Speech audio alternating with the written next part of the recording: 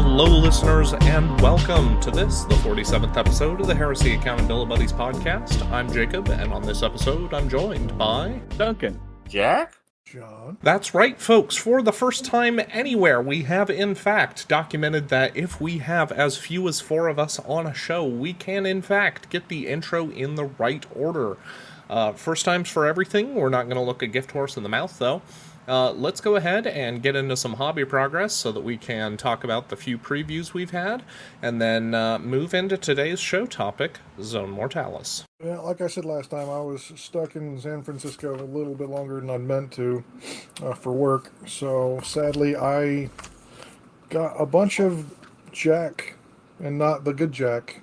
Hey! Not done for hobby work. I had some stuff come in the mail. I bought some more oddball shapes of ammo and barrels and things like that I can use for building things, but no specific actual hobby progress done myself. I feel you on that one. This week was a lot of getting stuff clean. I do have 2 more videos outlined that I plan on doing, so there's that. One of which is waiting for something from Estonia. Ooh. What did you order from Estonia, Jack? Well, if you follow the YouTube channel, when I put out the video, you'll find out. Ooh. Very exciting. Can't wait to see it. Duncan, you're hobbying right now, so please carry us. Okay, so this week I have had a lot of work on my plate, and I don't mean hobby work, unfortunately. I mean actual work. So I did not get a lot done. I have more work done on the first of the Blood Angel jump squads. I wish I could say I got a lot done on them, but I haven't. I do have them sealed. I have the first black wash layer down, so the reds are actually popping against the silvers better. The black looks darker. I went over all the blacks again with the Pro Acryl coal black, and that's really giving me some nice highlights on the black itself. It looks kind of shaded. Like I said, I went over those guys with... I've touched up some of their silvers. I've touched up some of their golds. I've got the gold helmet for the sergeant done. I've hit them, like I said, with a black wash, another gloss, and then I hit them with Wonder Wash over everything, and that is actually drying at the moment. I'm going to have to do another wash layer, I believe. I'm not 100% certain yet on how much more I'm going to have to do before I can start actually putting down a little bit more shaded details on them, and moving from there to some of the actual battle damage that these guys are going to need for their weathering. I'm pretty sure that these guys are close to probably about a week away from being done, depending on how much work on them I can get done this week. At this moment, I'm actually working on my Delegatus / Praetor for the squad to lead the army, actually. I've got his reds down, his blacks are down, or his first layers of blacks are down. I've got the first layer of golds done, and I've got his first layer of steel put on. Now it's to the point of wash again, then reapply a whole bunch of white for the wings, since that'll be the base for the way the sword quillins, or not quillins, the guard of the sword has wings on it, so I'm going to white those up, and then I'm going to gray them down a little bit from there, so it actually looks like it's not just solid white titanium paint, because that would just look a little ridiculous in my mind. Like I said, work continues. Other than that, I've got more room cleared out in the hobby room, working steadily on a pile of boxes that I'm clearing down and emptying so I can make space to put the next bookshelf in. Down here, move the fridge and the microwave down a little bit so I can then move some more furniture around, clear another pile of boxes out, put more miniatures on the shelves, and then bring a couch down here, put it up against the wall, move the last 2 tables around, and put my gaming table together so that I can actually host Basement Heresy in the man cave for the first time. I've only had the house for 11 years, but it'd be nice to actually be able to do this down here finally, which has been the dream the entire time.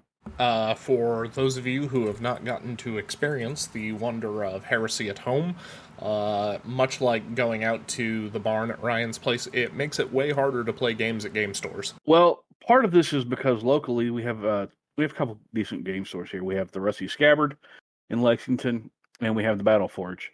Battle Forge recently has scaled down in size, gone to a smaller footprint and a smaller store, and they've had to scale back in tables. They used to be able to fit, what was it, Jack, about 16 tables in? Something crazy like that. Their last store, both stores they've been at locations have been this ridiculously big when it comes to that. It's been fantastic. And their new store location, I think they max out at 6? 5. 5? Yeah. Okay, yeah. So we had the last Kentucky 30K event there, and it was drastically smaller than we were expecting, and we were pretty much filling up all the tables with Heresy. So I figure if I can get it ranged the way that everything looks to be able to be laid out down here, I should be able to get 3 tables in here for hosting.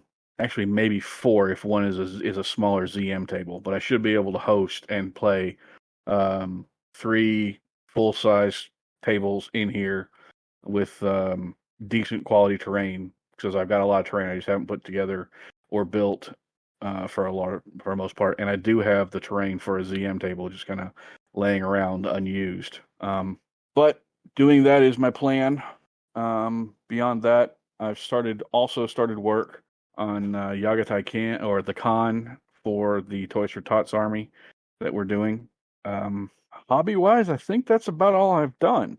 It doesn't seem like a lot to me, but maybe it actually is. I don't know. Maybe I'm crazy. Well, you carried us so far, so yeah, it's fantastic work, sir. Fantastic. Oh, well, there we go. Appreciate it. So, Jake, did you get any hobby work done? I got a game in. Probably my first game since February, in light of my recent hiatus after what I would consider a disastrous showing against you, Duncan, the last time you were up. Took some time between some stuff I had going on in life, and just kind of stepped back, tried to get some perspective. As I indicated on the last show, tried to put together some lists kind of built on Alfarius and trying to get some similar feeling to what I had out of my Alpha Legion before the edition cut over. And it turns out that was probably unwise. Just have not had strong success with any army that has featured reserves in the current edition, mostly on the back of both my most regular opponent being Iron Warriors, and on the back of Interceptor has a reaction. Turns out if you can't make them fail a pinning check, it's very difficult for you to be able to survive the Interceptor with basically anything. So that's definitely kind of muddied my search for what I'm doing or for what I'm thinking for an army. I do currently have feelers out for a test game with our buddy Nick sometime in August. He's got some ideas for Drop Pod Thousand Suns. I'm not holding my breath on those, though, and so I do have some test games lined up with Mystery Army Project. So I'm really hoping that if I can get that list at least to the point where it's playable at a minimum, that'll be enough for me to get my foot in the door and be able to go enjoy some fine heresy with folks at the Michigan GT. Once again, tickets are available for that at present. I don't know how sales are shaken out or what that's looking like, but there you go. There's your shameless plug again. Do we have any other events that we immediately know of to plug for, other than if you've missed out or if you haven't registered yet? Nick from here with the Battle Barn and the Indiana crew is hosting some amount of heresy at Gen Con. I apologize for not knowing the specific event details for him, to be able to plug him more directly, but if you're going to be at Gen Con, don't be afraid, look that up, track him down, and we will look forward to seeing you here. Can I give an anti-shout-out? I suppose you can. It's a bit against the show, so I might cut around it, but... It's not bad-mouthing an event or anything like that. Lovely. It is to say that the event that was going to be hosted in Lexington, Kentucky in 2024 that was being called the Bourbon Brawl or Bluegrass Brawl. I do not recall the exact, that I talked about immediately after Adepticon when the organizer for it spoke with me, actually has been canceled preemptively because apparently there wasn't any way to get the contract with the hotel where they were trying to get the hosting completed. Something fell through there, so unfortunately that event has been canceled. Terribly unfortunate to hear. Have you been able to pass that information along to Alex? I know he was starting to look forward to that. I have not, because I just found out this week. Despite me having talked to the guy or tried getting information multiple times, I only got the actual information this week. That is a terrible shame. I will make sure to pass that along to Alex, and we will certainly at least get the news out there, and hopefully get the chance to, as I talk about getting some games in with Nick, hopefully find some time in either August or September for me to catch up with you two fine gentlemen down Louisville way, if we can find a store to meet in the middle at. And if we don't find a store to meet in the middle at, I will be more than happy to go all the way to your neck of the woods. You guys have come mine often enough. Hopefully, by that time, I will have the basement ready for Basement Heresy. That would be really nice. That could certainly be a way to do it, John. Yeah, so we've got 2 events coming up in North Texas. The Operation Spearhead Pyrrhix operation in the Amber Strand will be held on July 29th. Since July's got 5 weekends, we're doing a late game event. Lucas is going to be out for this one, so I'm going to end up helping run it. So you can expect some nice tables and things like that, since it's literally a stone's throw from my house. The other event that we have coming up is the Amber Strand Part 2 at the Texas Open. This is a new event that has just started up in North Texas. It's the texasopen.org if you want to go get tickets. It is a full 3-day heresy event held August 11th through August 13th. And I will be there for that too. Excellent. Thank you much for that shout, John. With the advent of, I believe, was it yesterday or was it today? We have new Heresy previews up, some of which are only Heresy adjacent, which is, what's the name of the game system? Legiones Astartes, is it? Or something similar? We have a epic offshoot or rebrand for Titanicus. Looks like all of your former Titanicus models will be legal. You'll just have tiny little epic scale infantry and tank stands to go with them now. And then the other two, which for me to speak on this for 1 second, because yeah, I just want to throw 2 cents out for this. I'm sure people have a lot of strong opinions one way or the other about this new Legiones Imperialis epic, whatever we want to call it, box set. The thing that I like is that means they have computer models already done up of a ton of stuff, and that's the first step, upon seeing new plastic models when it comes to stuff. So on here you can see like a plastic Sakura Omegas, the plastic plasma one. You see plastic Macariuses. So that means they have the files for all these things. So then it's basically GW needing an excuse to release them in a larger size because they already have them done up. So it does kind of feel that way. If you look at the actual Marine contingent as well, you can see they have what looks like on the Marine bases very scaled down versions of the Praetor from the Age of Darkness box set, leading the actual units, and they have Mark Beakey Marines for everything, and they have Mark Beakey Marines in jump ranks. Yeah. It's a little weird that they're getting jump Marines before we do, and the tiny tactical rocks are kind of cute. But they are adorable. At the same time, we're fighting over the same development space. This wouldn't be my problem.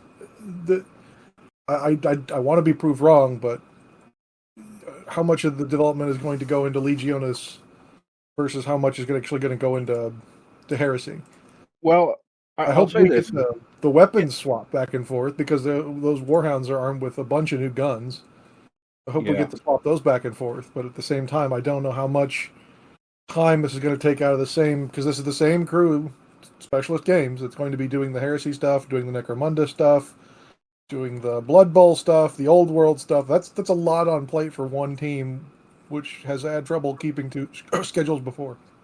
Yep, I understand that, and I agree there. My only hope, realistically, is, as we all know, Epic and all those, yes, they're specialist games, but they had limited player base back in the day, back when Epic was around as a major thing. Yeah, I played it back then. I don't know if I'm going to play it this time around.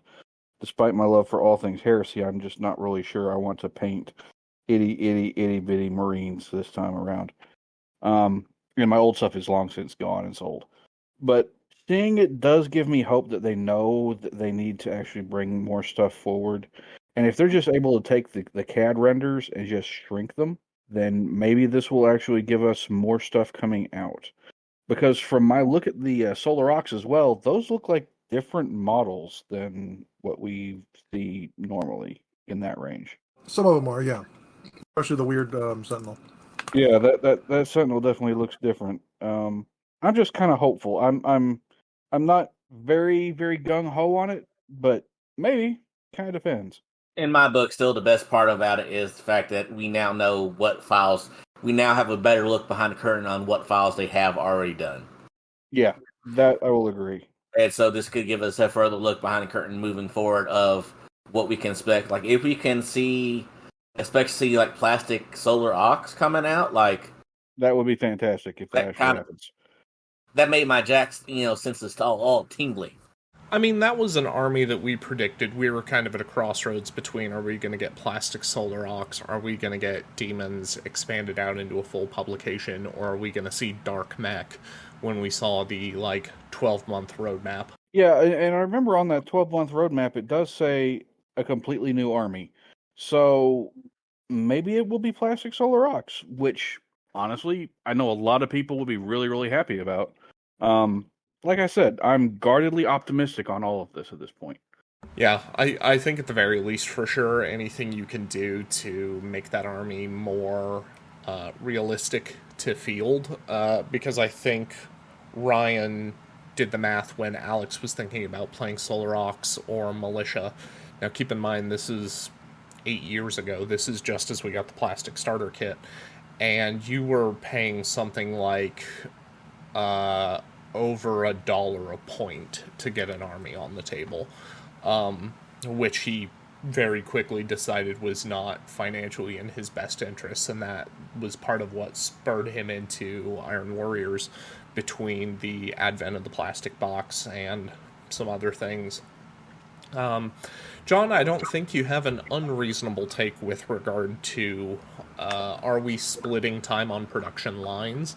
I do agree with you guys, and especially Jack and Duncan, that I would like to hope that once they're doing these CAD files, that means those labors are able to be multiplied rather than divided, because suddenly, well, we've already got the rendering for the Assault Marines, might as well print them as an actual kit.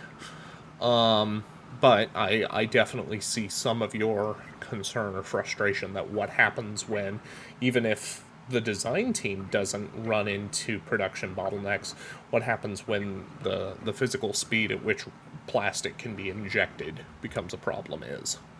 Yeah, we're running into issues right now with my buddy was, he's hard into word bearers, and he wanted a last cannon team. Couldn't imagine why he'd want that. And so we went looking out for last cannon boxes. We had 4 stores and none of them had it. I still had an unopened box at home that I bought when it came out, and I sold him that one. But we could not find at any GW or local friendly retailer a last cannon box. And this has happened a lot with GW. It seems that they print stuff in batches of, okay, these 5 armies are going to get stuff for the next 2 months. These 5 armies are going to get stuff for the next 2 months after that. And so, yeah, I wonder about keeping up with supply and demand. We did see a lot of, I didn't follow it closely, but I saw some complaining about the fact that Leviathan for 10th edition sold out, and some stores got 1 or 2 or didn't get as much as they requested. So, what are we going to run into when we start doing this as well? I mean, that's a fair concern. All I can say is if you can't find it online. If you can't find it, your friendly local, find it at a GW retailer. If you can't find it there, try their main site. And if not, look for the secondary market because, I mean, it exists. But yeah, I definitely understand where you're coming from. I myself have been trying to find some stuff that is supposed to be out, but I can't seem to locate anywhere. Hint, hint, jet bikes. Yeah, I've been seeing a big uptick in people struggling to get their hands on those kits online. Yeah, same here. Yep. And I think if I didn't say it out loud, unsurprisingly, once we got the Lancer announced, we were able to see the Acheron and the Castigator announced. 2 more nights on the Cerastus chassis, simple as, just pretty easy to go and just be like, look, we injection molded a different arm sprue. Cool to see them all going plastic. I don't know how long that's going to take for them to come to market. I don't know if we have a price tag on them yet because we still don't have the Lancer available. I poked a little bit of fun at it in one of our group chats where I was like, in the run-up to July 1st, Games Workshop announced an announcement, and then during that announcement they announced product, and then shortly thereafter they'll announce product pre-order, then they'll announce product order, then they'll announce product availability.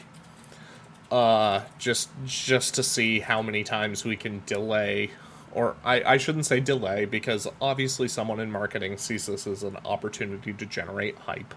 And I'm not here to shoot that down. I'm probably not smart enough to be able to shoot that down effectively.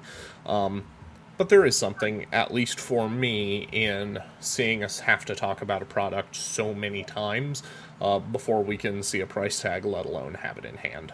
So, is what that is. I mean, that's something I know. Go ahead. Duncan, after you. Okay. I was going to say, that's kind of something that we as Heresy hands who have been around a while are kind of used to in some ways. I mean, how many things did we see that we got hyped about that took forever to come out or just flat out did not come out? Looking at you, shield module thing for the Daredeo Dread. What I was going to say was, I know Brian and from up north is like incredibly hype on the Castigator, and is going ahead and calling that a must take in a lot of lists. So I'm sure he's happy about it. You talking about Brian from up in Michigan?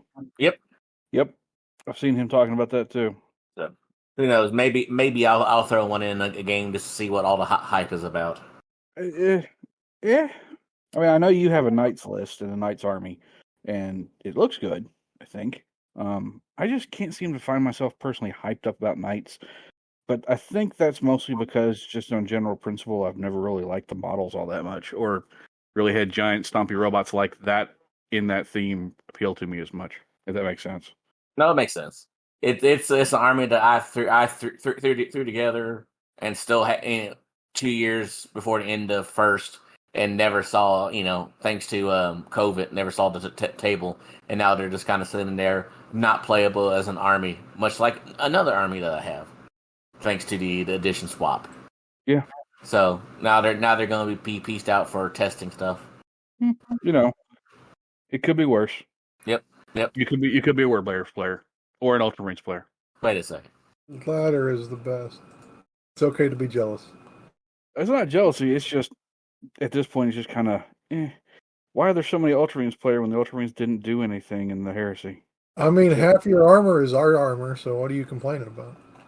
I don't know what you're talking about. Jacob, save us now. Save us now, Jacob. That sounds as good as opportunity as any to go and transition us into talking about Zone Mortalis. This piece, or series of pieces, depending on what we get into on this show and what we think is left to do, we are going to dedicate to the sub-game within Horus Heresy that is known as Zone Mortalis. Zone Mortalis is originally constructed as a way to do, boarding and breaching actions, cave, tunnel, and other indoor industrial spaces, and it's supposed to feel a little bit claustrophobic, and to a certain extent, a little bit more lethal as well.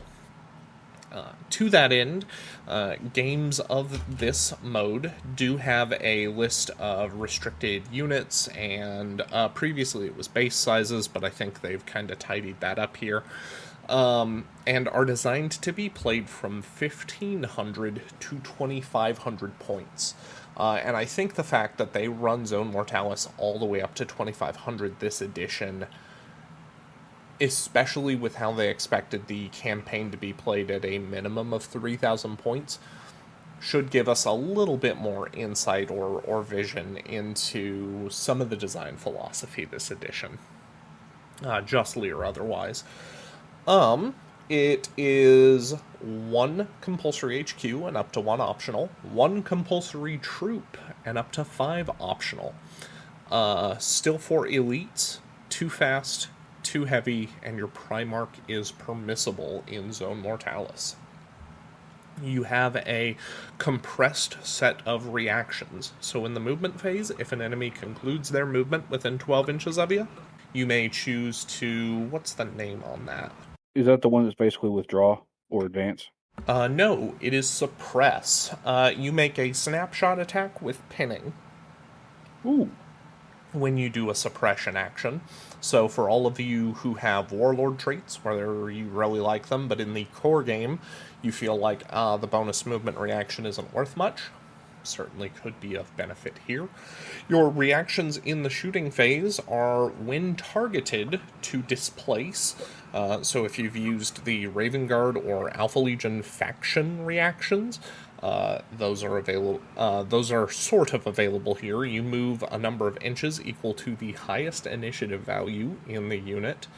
Do keep in mind your Legion-specific reactions are not available in ZM.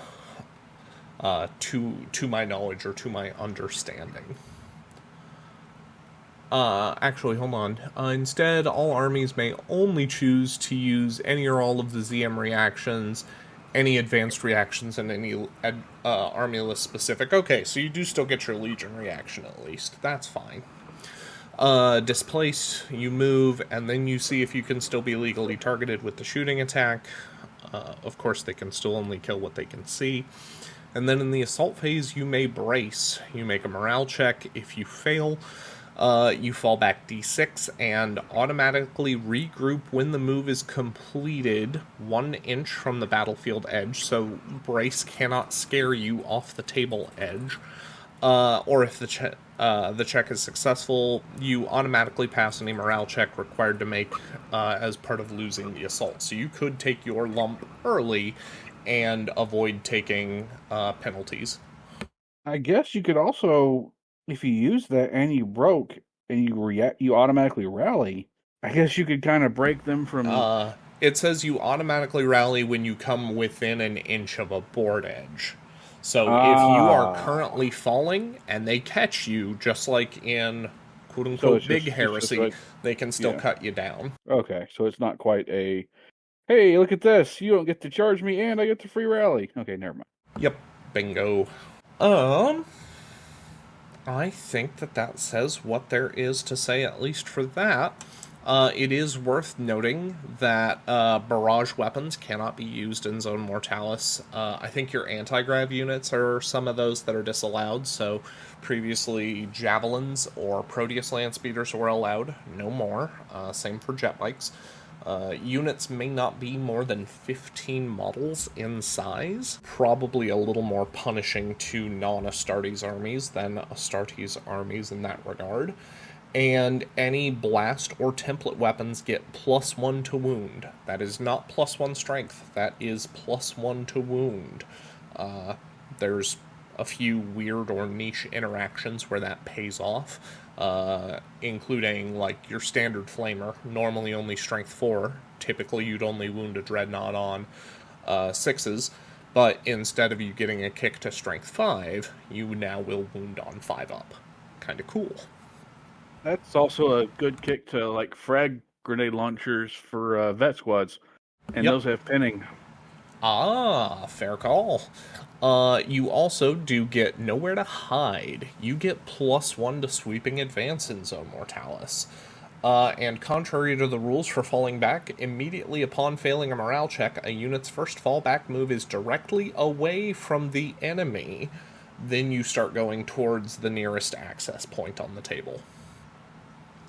Blind Panic. If any model from a unit falling back ends its move or passes within an inch from another friendly unit that is itself not falling back or pinned, then that unit also takes a morale check.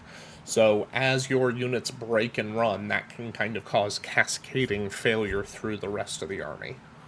I like that rule because that's just kind of a throwback to older editions. Yeah, they've gotten rid of it for the White Dwarf one, but they brought it back for this. Yeah. We also have a set of unique secondaries that are available in Zone Mortalis. Counter-Strike. The player without strategic advantage gains a victory point if the first unit of any kind to be completely destroyed during the battle belongs to the player with strategic advantage. If two or more are destroyed simultaneously, then no player scores victory points for this. Then you've got Champions of Renown. For each enemy model with the character unit subtype removed as a casualty and a challenge, the controlling player scores 1 victory point.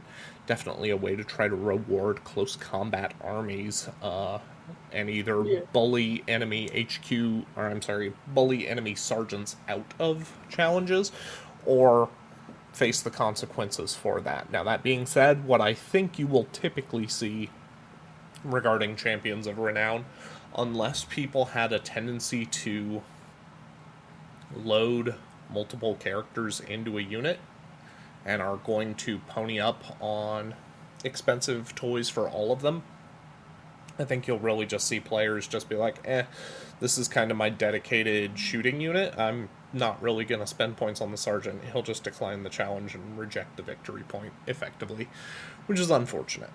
Finally, we've got Blood Toll. For each unit in an army selected as an HQ or elite choice removed as a casualty, the opposing player scores a victory point, really trying to punish you for taking some of those more elite units. But thankfully, I think most armies are probably going to have about the same reliance on their elite slot this edition.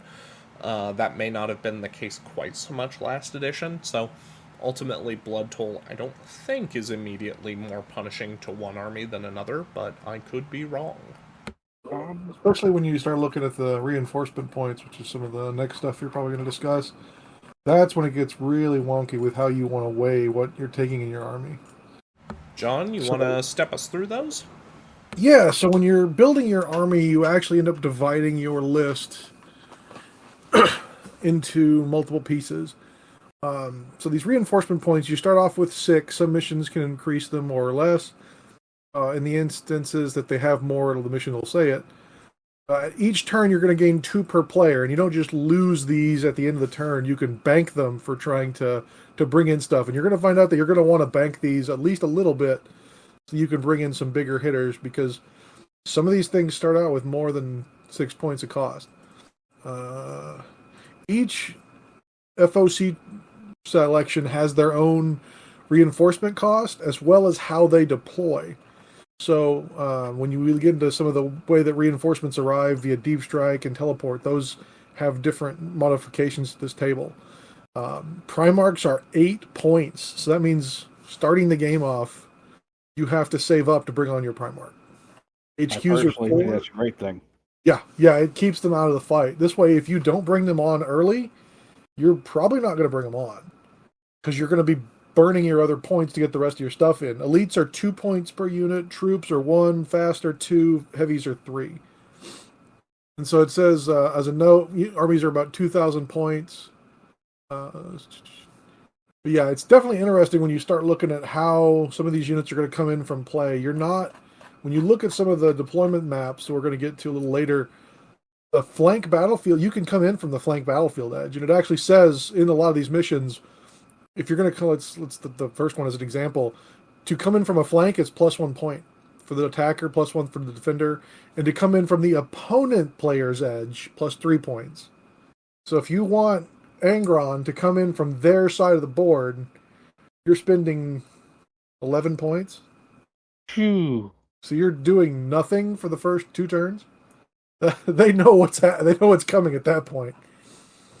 Yeah, I that's a steep price to pay. But I do agree with the guys that if you felt like you really saw, and I know I saw a fair amount of this where like bike command stars or dreadnoughts could really run over a game of Zone Mortalis. I think that this does a lot to both kind of like clamp down on those, and then to make sure that the next best available choice doesn't just immediately rise up to supplant that. Yeah, I think that the issues I have are the restrictions this time around. So you can't do a White Scar army on jet bikes like you can in the books. You can't take armigers. There's no anti-grav units at all. No cavalry. And so it's really limiting on what models you can take. And there's also limits on, I think, movement rates. So even jetpacks are even limited or completely kicked out. So it's really weird, some of the restrictions that have been done this time around, I think, as far as the models that can be taken. But it's interesting. I never got to play that much ZM before, but I look forward to playing this one now. I don't know if I'm immediately catching the movement restriction here, but I do see that you can never become greater than size 15 either, so no buying 15 models and then being like, oh, now my Apothecary joins, and my Tech Marine joins, and my Warlord joins. Yep. I do super appreciate that they kept Dreadnoughts to 1 per 1,000. Big fan there. Again, just like we were talking about, trying to make sure that those things that were oppressive in editions past kind of get pushed back, and then even those things that would kind of rise up to fill that next best available slot, those get pushed back as well. And to that end, this also kind of feels a little bit more like they took a page out of the Centurion rules, where it's like no rhinos, no vehicles. That was a way to kind of fake Zone Mortalis on an open battlefield tabletop, and borrowing from some of those restrictions, I think, is definitely prevalent here. I know that there's limitations on what you can and can't have. I know there's limited points values, but I'm starting to see more and more of an appeal of playing a game of ZM on a full up game of ZM, close terrain, dense everything, with a 3K point list on a full up 6x4 and playing 4-5 turns rather than the 4 they recommend in the book. I think building a full up 3K list for this and playing on a full size table, I think, would be a lot of fun. Yeah, Lucas has been usually doing that Apocalypse ZM late at night at Adepticon and other events. Yeah, and it's been a big hit. I'm playing on a 17 to 20 foot table. Those are always real big fun, and I think I don't like the 4 turns in ZM. Doesn't make a lot of sense to me because you're not doing a lot of the long range shooting that you're doing in a main game. The 4 turns it does seem limiting. So let's say you have a unit in reserve, and this, admittedly, this is going to be my fault in this scenario. I put one of my units in reserve. I don't bring them on until turn 2. If they're choppy at all, they're going to spend 2 to 3 turns getting up the board unless I've finagled them. So you're telling me that I can't play in half the game? I just don't see the 4-turn logic in a ZM game. Yeah. Also because it goes so blasted fast. I've never had a ZM game go to time. Yeah. Well, and a lot of that's because you do see much less shooting, and the shooting that you do see ends up proportionally more lethal. Even if you don't have like big multi-melta or las heavy teams, it feels more lethal because people are packing flamers that are getting bonus rules and bonus rolls. And then by the time you get through those flamer hits, you're into close combat and you're swinging twice a turn quote unquote, relative to what shooting armies would experience, even with reactions. And I think that the clamp on reactions to do away with true return fire, even though interceptor's still present, I think that's very indicative of where you're talking about, like, they really want you to get in close, fire some meaningful shots, and then mix it up in close combat. And Yeah. I do want to echo back, I don't know if John called attention to this, the fact that they had the care to note that, like, yep, sometimes if you take a bunch of stuff, you may not have the reinforcement points to put them on the table. So, like, maybe at 3,000 points, you want to start talking 3 reinforcement points a turn, just to give you a better chance of getting stuff on the table. But it very much seems deliberate and conscious that this is almost a build your own sideboard style list format, where you're going to say, okay, I'm going to have maybe a breacher team, maybe a flamer support squad or something, and you're going to have to be toggling kind of on the fly based on your reinforcement point allotment and how your game is going. Do I need to send in the breachers, or do I need to send in the flamers? And then also understanding that sometimes your HQs and elites are expensive to get on the table, and suddenly realizing that killing those, depending on your mission, has really adverse consequences for your victory points. And anytime you don't put the unit on the table, it's counted as destroyed. Yep. Man, that's cool. Yeah, I really like the expansion that we've had with this, from the basically the PDF or the White Dwarf that we had come out right close to the beginning of this edition with the partial ZM rules. I really like the expansions on it. It seems, and I haven't played a game of ZM but once in this entire edition, but it seems like a lot more involved, a lot more in depth, as it were, a lot more narrative as well. I like that they left Infiltrate in and they just make it cost the same as normal. I love that they didn't monkey with that, because Raven Guard and certain units are spending real tangible points on Infiltrate, and having that just relatively seamlessly integrated. That's a nice touch that I don't know if I would have expected based on some of our grumbles with them having to day one FAQ how return fire worked as a reaction. Yeah. I like it. Again, it's an expansion of how you can play the game, and as we all know, that's always going to be something we all enjoy. I love that we did away with the old table quarter only deployment from previous Zone Mortalis, where you got to roll off and then suddenly you got to deploy right next to your enemy if you won the roll off, and half the table was never going to see play. To you guys' credit, and especially I think it was John who said he's never had his own Mortalis game go to time. Well, it turns out if you only use half the table, it's way harder for the game to go to time. But I think by having other deployment options in here that don't force you into that table quarter and then roll quarter gameplay pattern, I think that means you're more likely to see more of the table in use. Certainly makes sense, and it certainly seems that way. Yep. Have we do we want to go over the actual ZM missions in more depth? We've got a little bit of time. Let's do it to it. Who wants to kick us off with sector control? Let me finish getting to the next page, and I'll happily start off. So, specific ZM missions, other than the ones that we have in the main rulebook, these are ones you can use in ZM. Obviously, it's a 4x4 table.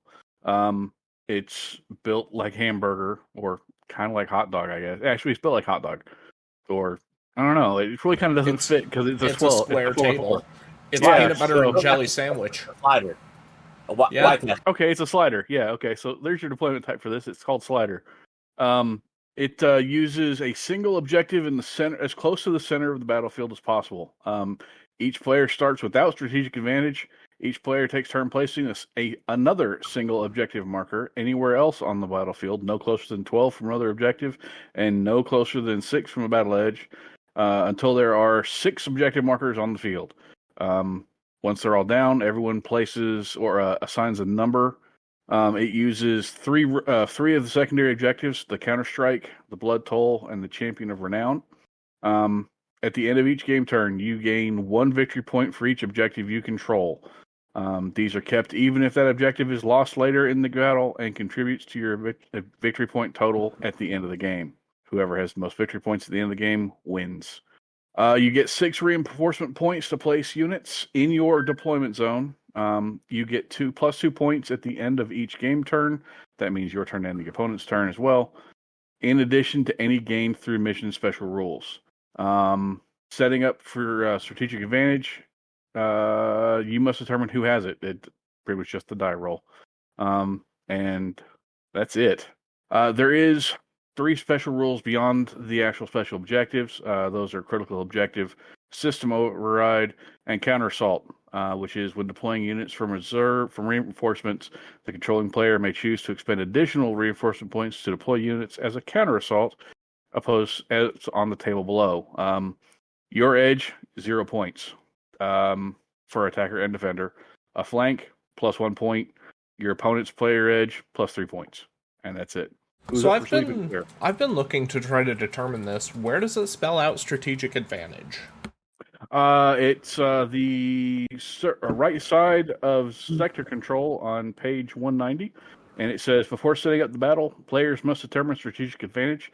The player with strategic advantage selects which player is the attacker and which player is the defender, and the player with a strategic advantage takes the first turn unless their opponent successfully rolls for first strike. Yeah, first strike being after both players have deployed but before the start of the first turn, you may attempt a first strike. You expend any number of starting total reinforcement points which were not spent on deployment. Roll a d6. If the result on the d6 plus the amount of reinforcement spent is 7 or greater, you've quote-unquote seized the initiative for a first strike. Yep, and then you get first turn. And you noticed that you said that you used the reinforcement points to deploy. So that's where it's going to be kind of weird. Not only are you worried about reinforcing, but it's also just putting the army down. It means you only get 6 points to start out. And it does indicate that your warlord is worth half points if you, as in costs half the reinforcement point total to put on the table at the start of the game versus bring on from reserves.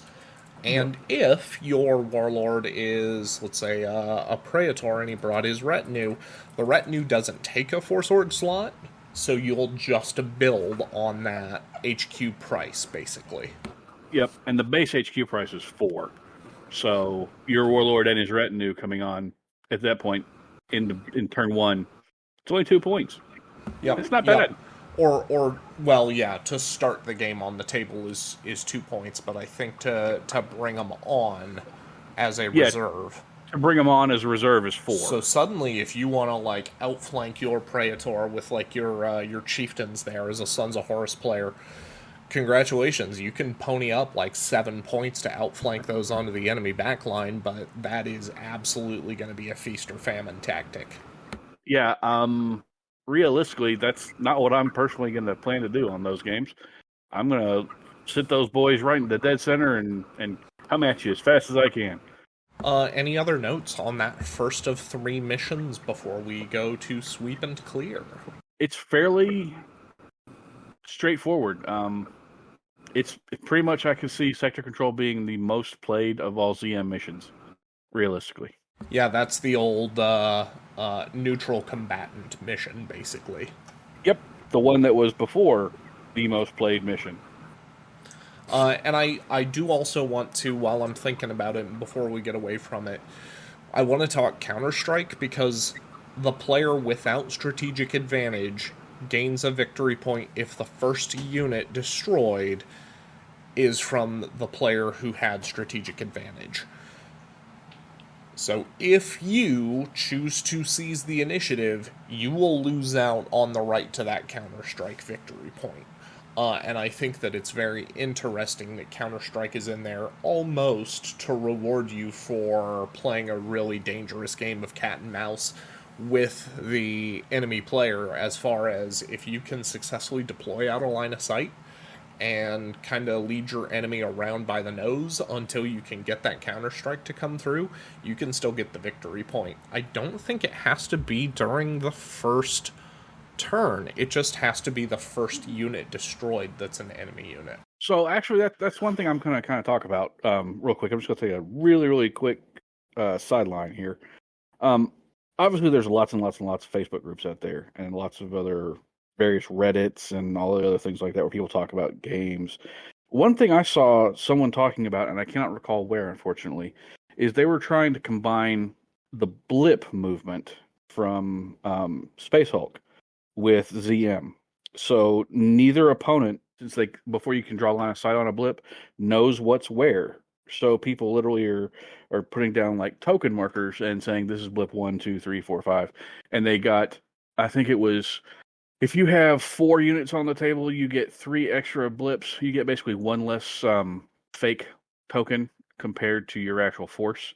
So you were moving those and moving them around rather than moving models on the table. So you're just to give it more of a claustrophobic, will you, won't you encounter an enemy when you go around this corner. And it seemed like a really kind of neat way of doing it. Obviously, it took a lot more, it was a lot more in depth than just the quick basic synopsis I just gave, but it definitely seemed like a cool spin on making it feel more claustrophobic, more like the fiction, if that makes sense. Yeah, I would absolutely be interested in seeing how something like that would play out in some playtesting. I think that's super cool. Yeah, it really caught my eye. I wish I knew where I found it, and wish I had saved basically what he was doing, because it seemed all kinds of neat. No doubt. Well, and especially if you were able to get like dry erase tokens or even wet erase tokens, where you could write down how many models were in a blip unit, that would be a fun like subset of deception where suddenly, do you think I put 10 Terminators on the table, or is this a tactical squad? Yeah, it's absolutely odd. Yeah, absolutely. Or yeah, like Duncan was saying, suddenly if it's like, cool, you get 6 reserve points, however many units you put on the table, you put 1 out that's basically a red herring. So if you deployed 4, here's 5 blip tokens. You number them and figure out how they go from there. Yeah. I would probably augment that a little bit and say, I don't know, because I'm thinking like if you don't deploy anything, you automatically get the 1, and then your opponent's going to go, oh, okay, I don't have to worry.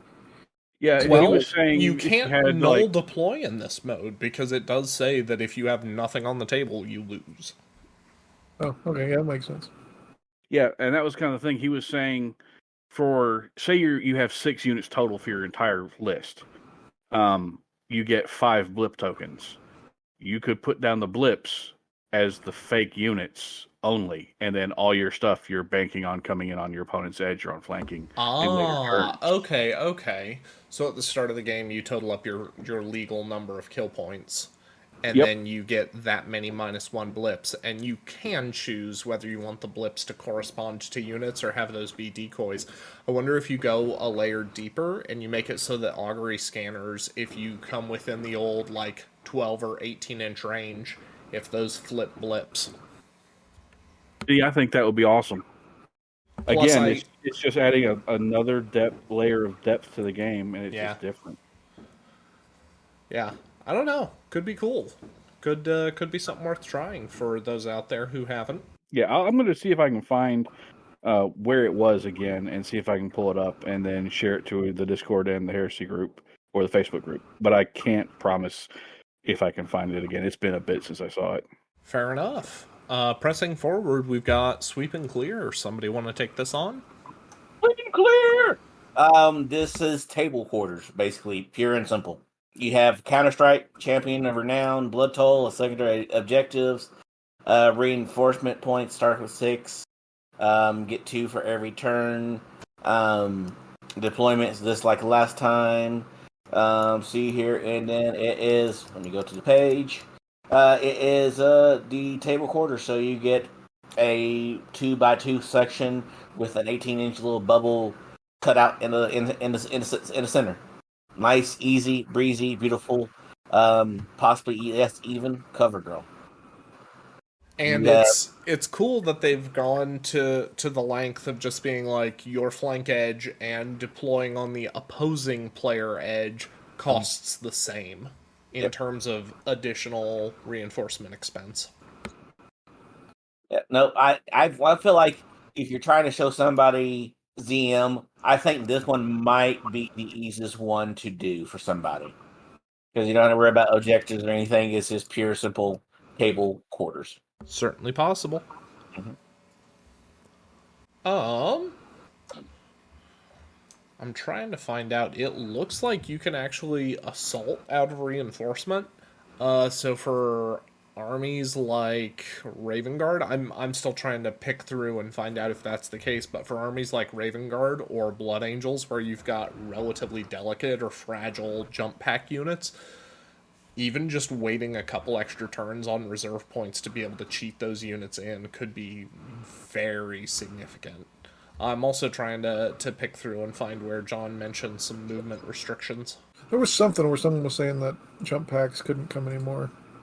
I think that's because of the Hold ceiling on. rule. When you designate ceilings, if the battlefield has a ceiling, models may not activate any war gear and or rules that allow them to adjust their movement characteristic. So depending on the game you're playing or the way you're playing it, wow, that's super punishing if you end up playing on something with a ceiling. So that could be very feast or famine then for Raven Guard or for Blood Angels. Because suddenly it's like, oh, cool, I took this unit of Angel's Tears with assault cannons. I hope I like them walking. Yep. Yeah, I liked before where you could just take dangerous tests every time you tried to activate them. Yeah, It but slowed the game down a little bit, but it was still a lot better. it did, and I think that could have been kosher, given that dangerous terrain is so much more risky this edition because you don't get following saves on it. But I think that they definitely wanted to give us a game mode where absolutely like Breacher Marines were supposed to be a core facet of gameplay. Yep. Yeah, and to that end, I think they've been really successful here. The more I dig into Zone Mortalis with you guys, the more I'm thoroughly impressed by what we got here, especially in the greater context of the book. It's definitely interesting, and it makes it feel a lot less like an afterthought, as it were. So, takes us to our third mission, Stratagem Assault. The attacker wins if at the end of the battle they have at least one unit in the defender's deployment zone and the defender has no units in their own deployment zone. The defenders win if they have at least one unit in their own deployment zone and the attacker has no units in. So this is not a progressive scoring, nor is this even necessarily a victory point based game, even though secondary objectives are present. You as a TO could decide if or what you wanted to do there, but I still think this mission's probably worth playing. If at the end of the battle both players have at least one unit in the defender's deployment zone, it goes to secondary objectives as a tiebreaker. No surprise. Reinforcement. The attacker gets 6 points, the defender gets 8. So now's where we're starting to get into some of that asynchronous gameplay that used to be in Zone Mortalis. Any reinforcement not used to place stuff in the deployment zone gets retained. Both players get 2 per turn. And the attacker takes the first turn unless their opponent first strikes. So the player with strategic advantage picks who attacker and defender is, but the attacker then takes first turn unless seized upon. Yeah, and I think we definitely need to mention the strangeness of this deployment zone. Yeah, the attacker gets their whole board edge up to 12 inches forward. The defender's deployment zone is a box in the center of the table, 24 wide, 12 inches up. So that leaves a 12 by 12 inch pocket in each of the corners that the defender does not get to deploy into. As far as counter assault, deploying on your own edge is still a flat cost, For the defender to come in on flank edges is +2. The attacker is only +1.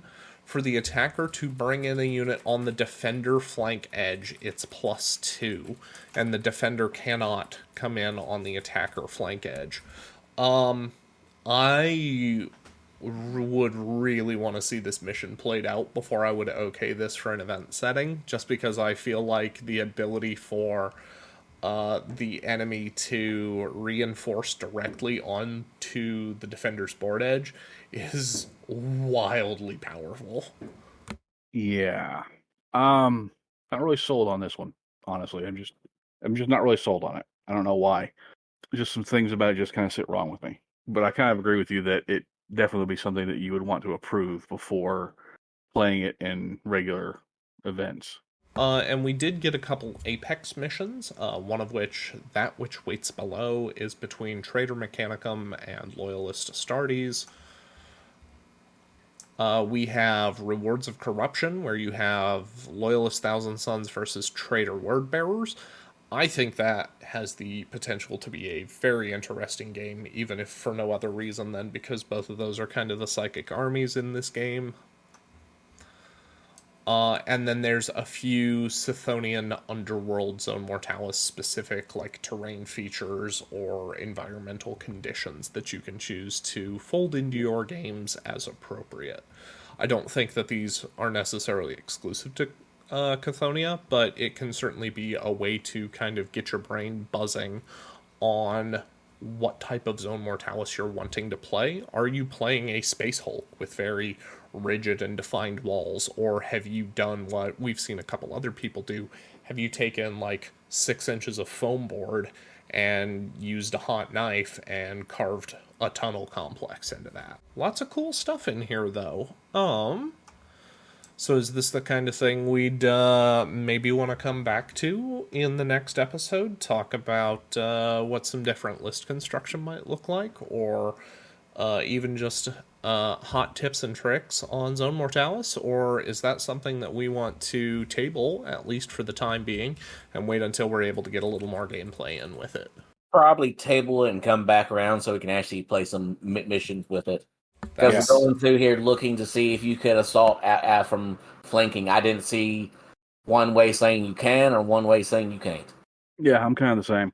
I kind of want to, with our discussion last week on the actual hold overall on. Chthonia. The controlling player may choose to increase the movement characteristic by choosing to run, but the unit cannot charge or use any special rules that must be used at the start of the turn in the turn it arrives from reinforcements. So you cannot charge out of reinforcements in Zone Mortalis. What page is that on? That is 187, moving on from reinforcements. Okay. Sorry, I just had to make sure that I put that in there. I would hate to leave this episode without it. Okay, so our speaking last week, talking about campaign overall, and this week talking about the ZM stuff, I'd be really, really interested to see what we as a community, or we even just as a group ourselves, could come up with as a fun little scenario of missions to throw out there for other people to try to play, consider, and say, hey, we know that we're not GW, we know that we're not official or anything, but here's something we as a group have come up with that we think is kind of cool to play, thematic, fun, etc. Here you go. Just using the actual framework that we have from Chthonia. I think that'd be kind of neat to do, just kind of throw it out there. But again, there'd be a lot of work going into that. And Lord knows there's enough projects in the fire that we all have already going on. More than just a few irons in the fire, as it were. Yes. But I think for the community as a whole, if people were coming up with them or are coming up with them and have campaign scenarios like this set up somewhat akin to how they're laid out in this book, I think I'd like to see like a centralized location where people could find them, either on our Facebook or on another Discord or on another Facebook group, something, just like a repository of, hey, this is something some part of the community came up with to encourage more people to get involved and play the game and have fun with the heresy in new and exciting ways. For sure, could be very exciting to see. outside of that little take it as you will suggestion for a project, either for ourselves or someone else, do we have any last notes or talking points before we wrap this one up? I think after this, does this bring us back to our regularly scheduled Legion content after this show? I believe it does. And if I'm right, are we on White Scars? Are they the 5th Legion? Level of God. Yes. Yes, they are. We're going to have to coordinate that with Ned.